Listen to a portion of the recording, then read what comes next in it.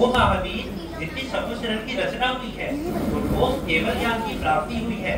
ये सभी देवगण उसी ओर जा रहे हैं। और क्या कहा? महावीर? कौन महावीर? ऐसा महावीर सर्वज्ञ कौन? मैं ही सर्वज्ञ हूँ। और मैंने कितने लोगों को पराजित किया है।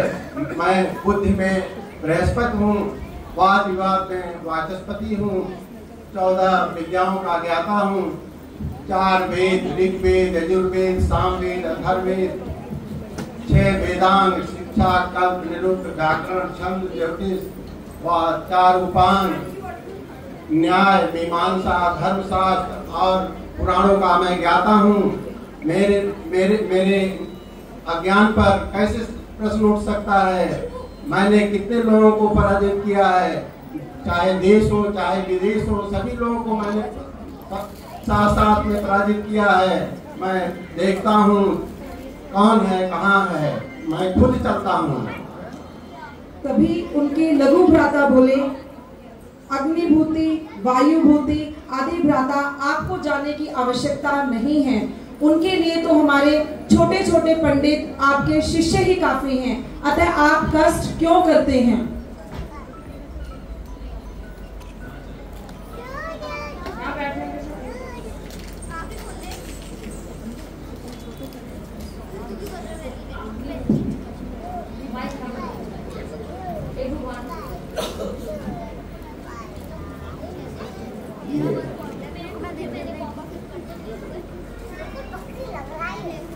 हाँ, मानता हूँ, लेकिन जब कांटा पाँव में चुभ जाता है तो उसे साधारण नहीं समझना चाहिए। और हमें लगता है कि ये कांटा है और इसे हम देखते हैं, और कांटा जो है पूरे शरीर में विष फैला देता है। ये महावीर भी ऐसा ही है, न जाने कैसा मायावी है, कैसा जादूगर है, कैसा इंद्रजाली है, जिसने अपने माया के जाल में देवों को भी फंसा लिया है। और मैं उसे परास्त करूंगा, उससे शास्त्रार्थ करूंगा, शास्त्रार्थ में हराऊंगा। हराने के बाद महावीर सहित देवों को भी अपना शिष्य बनाकर यज्ञ मंडप में लौटूंगा। ऐसा कहा और इंद्रभूति गौतम अपने 500 शिष्यों के साथ चल पड़े। जब भगवान महावीर स्वामी के समूह शरण में पहुंचे तो वहां आकर प्रभु की धर्म ध्वजा पर ध्यान गया तो उसे देखकर मन में विचार परिवर्तित होने लगे। उनका दिल चाहता था कि इनके चरणों में आकर झुक जाऊं। थोड़ा आगे आए और अशोक वृक्ष के नीचे बैठे प्रभु को देखा तो उनको देखकर उनके मन में भाव आया। ओहो, कैसा दिव्य रूप, कैसा सौम्य मुख, कैसी सौम्य मुख मुद्रा, कैसा शांत मुख। क्या ये ब्रह्मा हो सकते हैं? नहीं, ये ब्रह्मा नहीं है, क्योंकि ब्रह्मा जी के पास 4 मुख हैं और इसलिए ये ब्रह्मा जी नहीं है। क्या ये विष्णु है?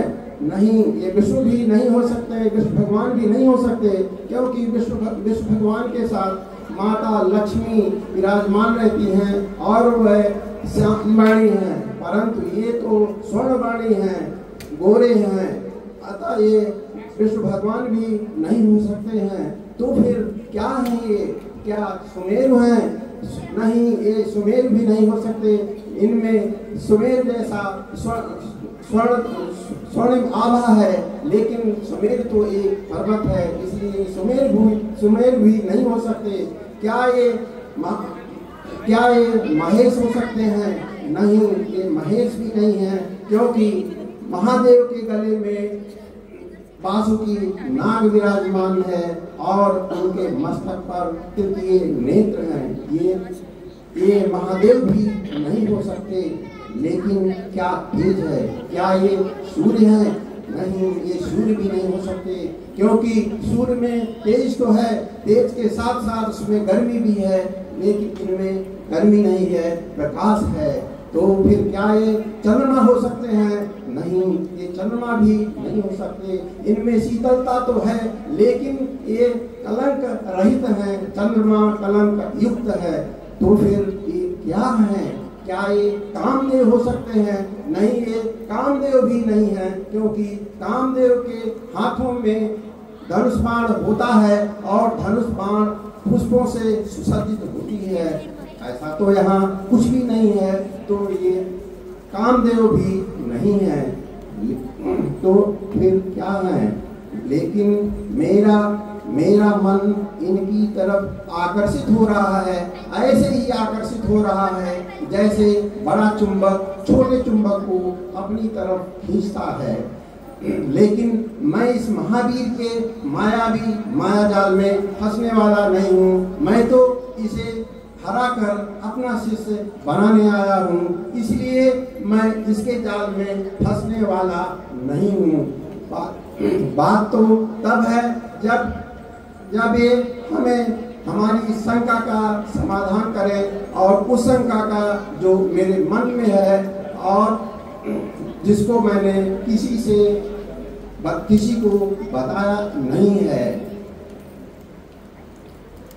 ब्राह्मण इंद्रभूति गौतम के मन में विचार चल रहा है, परंतु तभी 24वें तीर्थंकर श्रवण भगवान महावीर स्वामी ने आवाज लगाई। इंद्रभूति, अरे सागंतु आगंतु, अरे आगे इंद्रभूति गौतम। अरे इनको तो हमारा गोत्र सहित नाम भी पता है। और अरे मुझे मेरा नाम किसे नहीं पता है? सारे लोग मेरा नाम जानते हैं, सारी नगरी मेरा नाम जानती है। नाम जानने से क्या होता है?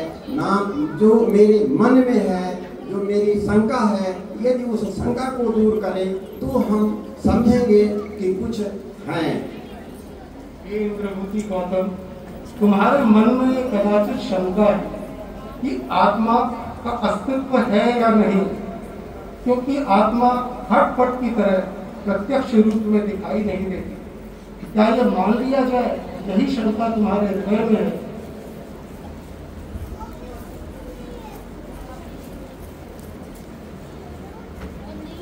बहुत दिन हो गया मेरे मन में ये बात आई थी और बहुत देर हो गई। मैं समझ नहीं पाया कि इसका उत्तर क्या होगा।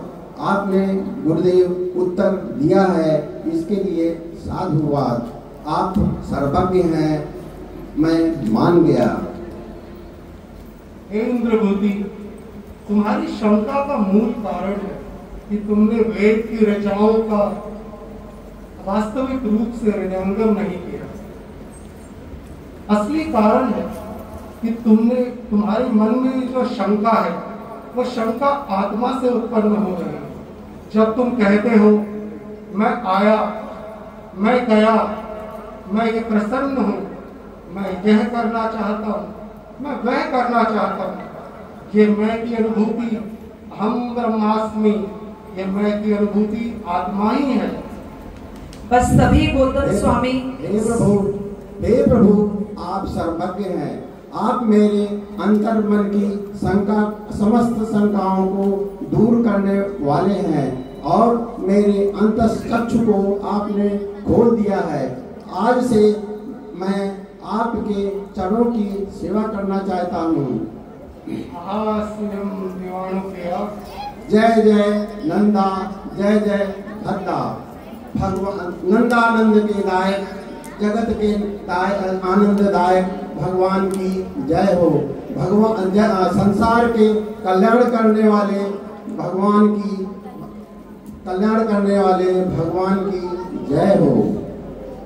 तत्पश्चात इंद्रभूति गौतम श्रमण भगवान महावीर स्वामी के चरणों में दीक्षा धारण कर लेते हैं। उनके साथ उनके 500 शिष्य, तीनों भाई, अन्य सभी ब्राह्मणों ने 4411 जनों से एक साथ दीक्षा ली थी। तब भगवान महावीर ने उन्हें त्रिपदी का उपदेश दिया। बोलो भगवान महावीर स्वामी की जय।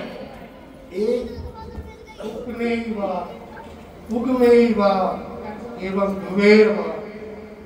जब कोई द्रव्य एक रूप से दूसरे रूप में परिवर्तित होता है तो अपनी पूर्वावस्था को जब वह छोड़ता है तो उस द्रव्य का वह स्वभाव है। जब एक द्रव्य दूसरे रूप में परिवर्तित होता है लेकिन मूल रूप से वही रहता है तो वह उसका उत्पाद स्वभाव है। और दोनों ही परिस्थितियों में अपने मूल गुण स्वभाव धर्म को बनाए रखना ये उसका गुण स्वभाव है। उदाहरण के तौर पर एक मिट्टी का ढेला, उस मिट्टी के ढेले से जब मटकी बनाई जाती है तो मिट्टी के ढेले का व्यय होता है। उसी मिट्टी के ढेले से जब मटकी बनती है तो मटकी एक उत्पाद रूप है, लेकिन मिट्टी का ढेला भी मिट्टी है, मटकी भी मिट्टी है और मटकी टूटने पर भी मिट्टी है। ये उसका द्वय रूप है। भगवान मेरा समस्त अज्ञान दूर हो गया, मैं आपके चरणों के समीप रहना चाहता हूँ। आप अपने चरणों में मुझे स्थान दें। इस उपदेश को सुनकर गौतम स्वामी को 14 पूर्वों का ज्ञान प्राप्त हो गया। एक वृक्ष पर 2 पंछी बैठे, एक गुरु एक चेला।